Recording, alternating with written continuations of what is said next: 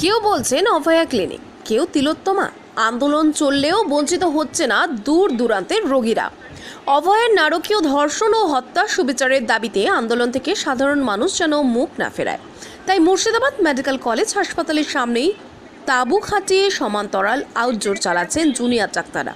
গ্রামগঞ্জের হাজার হাজার রোগী সেখানে পরিষেবা পেতে শুরু করেছেন। তাদের চিকিৎসা পরিষেবা দেবার পর দায়িত্বশীল আন্দোলনকারীরা এই আন্দোলনের পাশে আপামর জনসাধারণকে থাকার আবেদন জানাচ্ছেন। প্রসঙ্গত উল্লেখ্য, গতকাল থেকে এই পরিষেবা চালু হয়েছে আর ছিল তার দ্বিতীয় দিন আজ দুপুর 12টা নাগাদ এই পরিষেবা শুরু হয়। কার্যত মুর্শিদাবাদ জেলার প্রত্যন্ত এলাকার মানুষজন ডাক্তারদের এই পরিষেবাকে সাধুবাদ জানিয়েছেন। পাশাপাশি তিলোত্তমা হত্যাকাণ্ডের দোষীদের কঠোর থেকে কঠোরতম শাস্তির দাবিও করেন তারা। আমরা এসে আউটডোর খোলা পাচ্ছিলাম না, ওষুধ পাচ্ছিলাম না, চিকিৎসার আমাদের ঘাটতি ছিল, তারপরে ওষুধ কিনে খেতে হচ্ছিল, এই সমস্যাগুলো আমাদের ছিল। আজকে থেকে চালু হচ্ছে। আমরা আবার মনের দিক থেকে আনন্দ পেলাম, যাতে আবার দীর্ঘদিন এইভাবে চালুটা থেকেই যায়।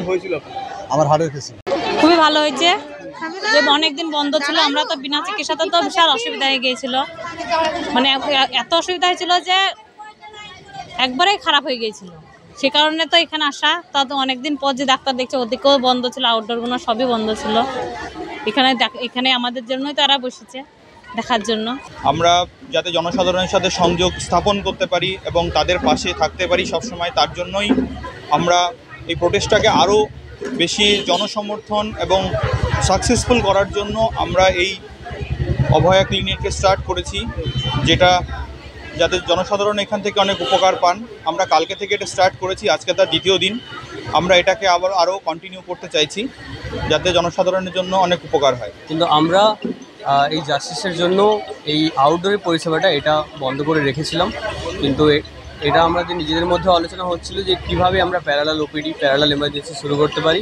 সেটা আমাদের আলোচনার বেসিসে এটাই শুরু, যাতে আমরা মানুষের সাথে একইভাবে কাজ করতে পারি আর এই প্রোটেস্টটা একটা নতুন রূপ দিতে পারি।